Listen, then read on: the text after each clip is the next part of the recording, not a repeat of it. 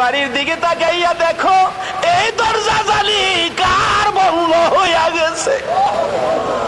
এই মারে কবরে শুয়াইয়া, বাবারে কবরে শুয়াইয়া চোখের পানি কার জন্য রাখছো? মাহমুদ রে, মায়ের অভাবী ছেলেরা কি করে? এতদিন তো শুধু বলতাম, এখন তো নিজেও মার অভাবী। একটা মায়ের অভাবী ছেলে বিদেশ থাকে, সপ্তাহ সপ্তাহ টেলিফোন করে, মা মা তুমি কেমন আছো আমারে জানাইও। মা কই বাবা বিদেশ গেছো টাকার জন্য, সপ্তাহ সপ্তাহ টেলিফোন করে টাকা নষ্ট করলে কেমনে হইব?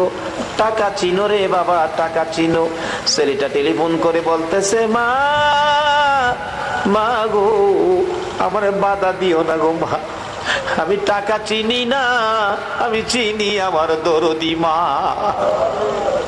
সপ্তাহ সপ্তাহ টেলিফোন, হঠাৎ করে মা স্ট্রোক করে মারা গেছে। এলাকার লোকজন কয় ছেলেটারে মৃত্যুর খবরটা দিও না, দিলে আত্মহত্যা করবে। একদিন এক রাত, দুই দিন দুই রাত, তিন দিন তিন রাত, যেদিন পার হয়ে যায় ওই বিদেশের মাটির থেকে ছেলে স্বপ্নে দেখে মা ডাকতেছে, টেলিফোন কার কাছে করবি রে? মা কইয়া কারে ডাকবি রে বাবা? আমি তোর মা, কবরে চলে গেছি, আর আমারে পাইবি না।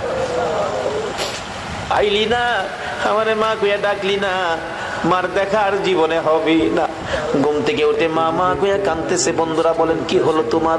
আমি স্বপ্নে দেখেছি মা নাই, দেশে থাক, দেশে আর চাকরি করব না, দেশে চলে যাব।